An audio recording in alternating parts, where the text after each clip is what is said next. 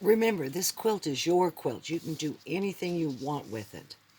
I had some extra little blocks, and I cut some similar sized ones here and just turned them into 4 patches and sewed 4 patches together. And I came up with an interesting checkerboard.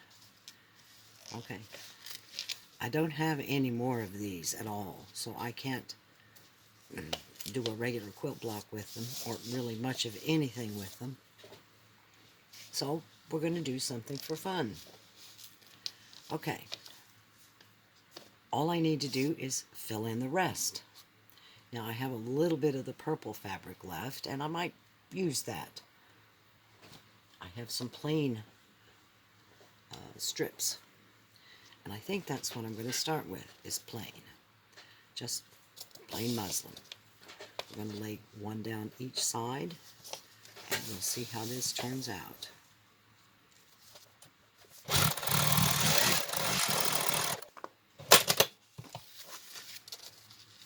Open that up. And remember, this is a crazy quilt. We don't have to worry about everything being square. And we have enough left to go on the other side. Add a little bit of muslin.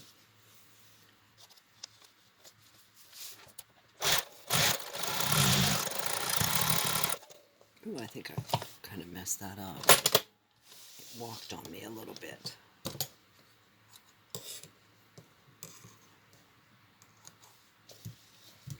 Let's undo that. And straighten it up.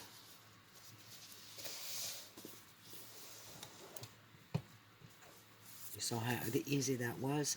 It walked a little bit, so I'm just going to re-stitch it a little straighter. Okay. There we go. Open that up. Pin it back.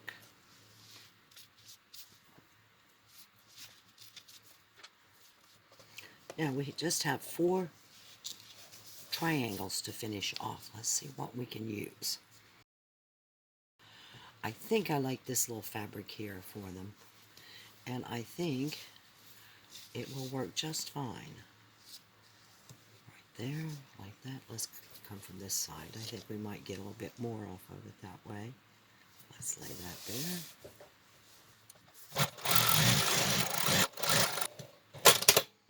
And now we're going to open it up.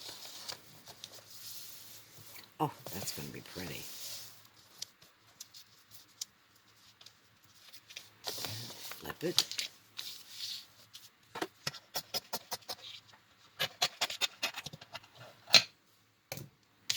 Let's try this other side.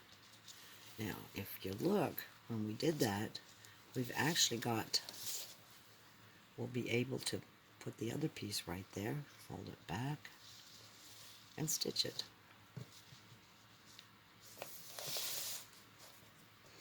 Even though these are scraps, we don't want to waste them.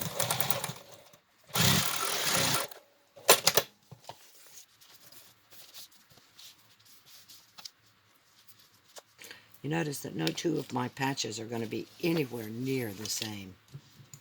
There we go. Don't think this piece will be big enough to do one of these edges with. I don't think it will anyway. So let's try another one. Here we go.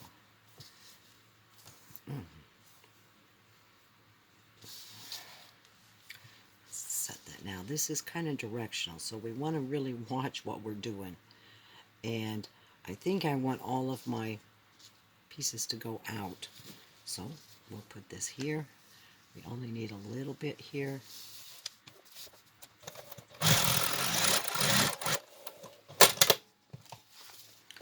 Open it up.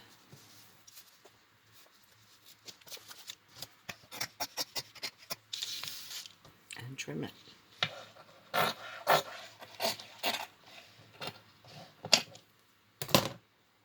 And this piece will go back in here.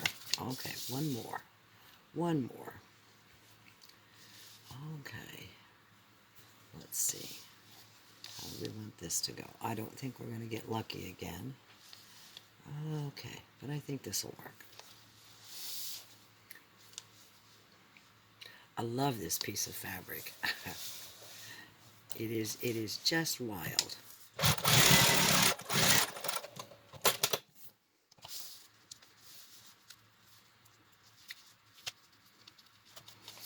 And we flip it and trim. Now, we need to press these. I just simply use an iron at the cotton setting and some spray starch to hold them in shape. We'll do that now. Once your blocks are finished, it's time to press them. And I just have some simple spray starch. Give them a good dousing.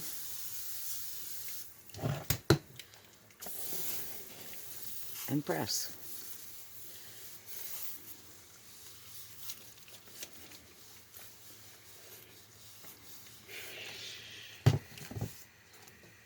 One.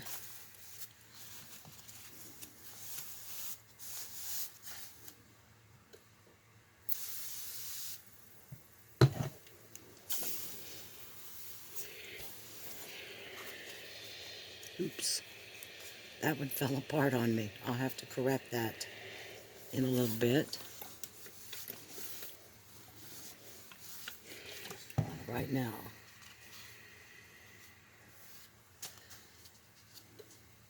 I'm going to pin it back in place so when I trim it I don't have problems. There we go.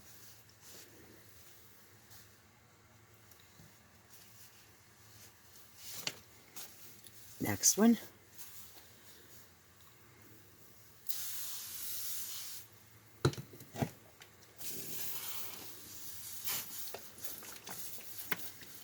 It's a little pucker here and there, but with a little pressing, ooh, the starch is showing up on the black. That's okay. It'll disappear when we quilt. And the last one. The quilt I intend to make is going to need about 100 of these. That'll make a really good sized quilt. Okay. We're finished pressing. Now, there's a couple of ways of cleaning up and making them square.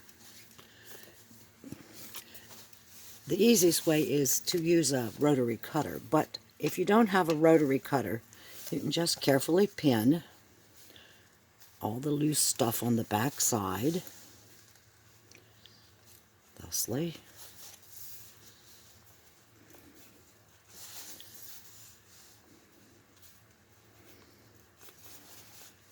And use your scissors and very carefully trim so that it's the same size as your paper. Don't cut your paper, just cut the fabric.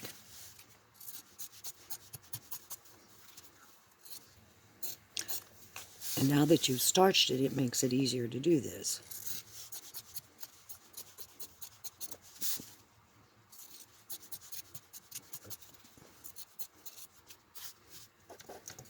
There we go. Remove our pins and flip it. We have a very pretty piece. The other option is to use a rotary cutter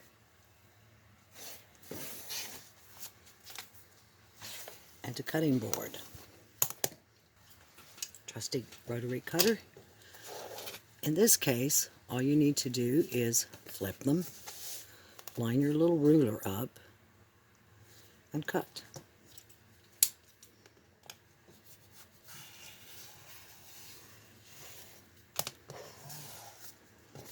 One.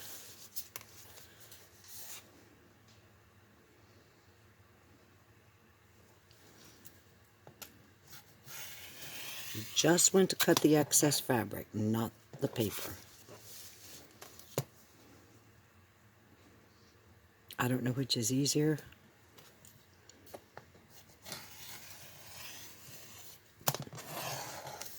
the results are the same.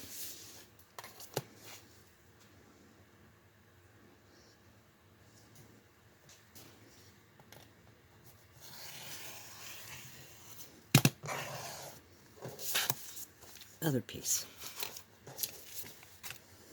This is our funny one with the pattern down the middle. And the one that actually let go here while we were pressing it. Line it up with the edge of the paper. Keep your fingers out of the way. And off it comes. I got a little bit of paper there, it looks like. Didn't quite get that cut.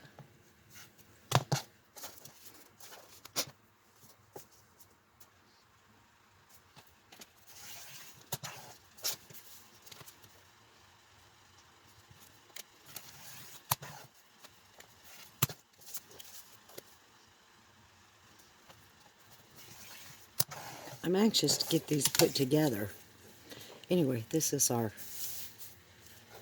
and I can now remove that piece of pin, and our piece of paper falls away. One more, and we're going to show you how to pull them apart.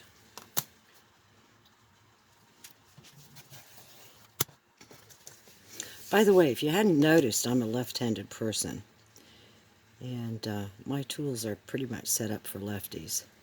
Those that I can set up for lefties.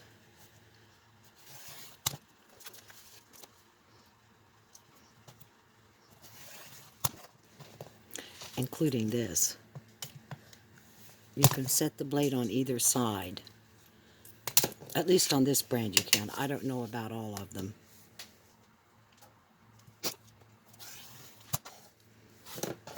Okay. Let's get rid of this. I bought this at Hobby Lobby, along with a little ruler. I like it because it's two-sided.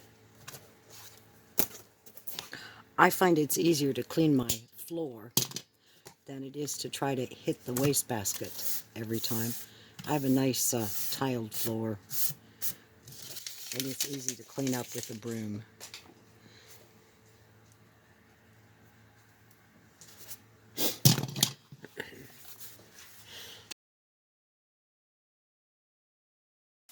Alright,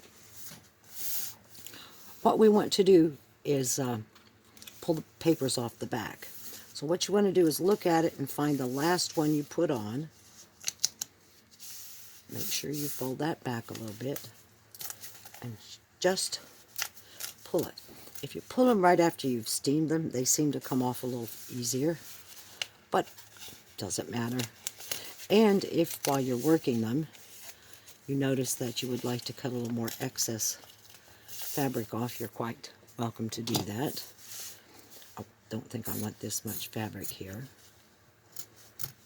because I'm quilting this and I don't want a lot of extra fabric when I quilt. Kind of give it a stretch and they pop right off.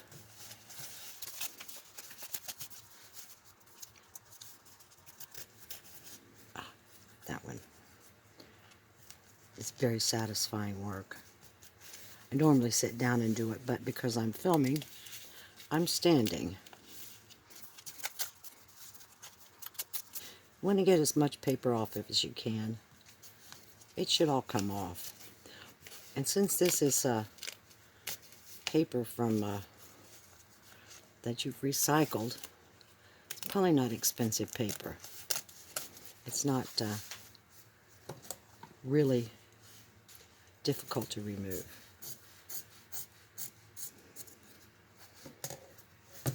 Okay. One piece after the other.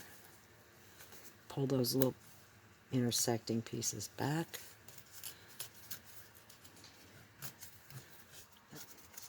What's the next one at? This is it.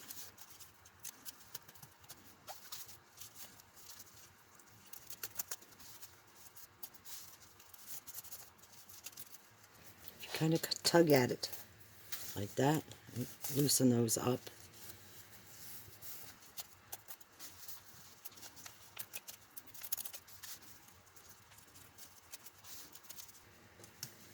we go. One piece all finished, ready to quilt.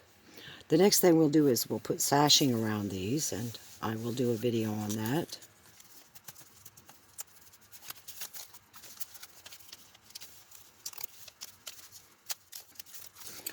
I've been making quilts since I was a young woman. My grandma made them, my mom made them. Everybody I knew made quilts. I remember the one my grandma gave me when I was just a tiny girl. It was a bright yellow. My sister got one and hers was blue.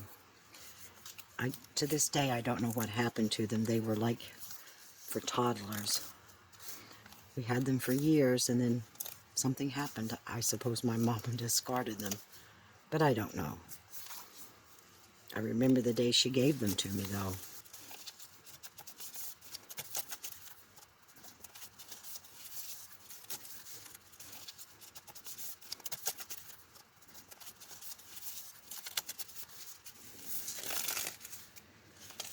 This is the one we started out with 2 4 patches, and we sewed those together before we put them on the block here. And this is where we went back and we had to restitch a little bit. You want to avoid doing that very much because it makes it difficult to pull the paper out. Here we go.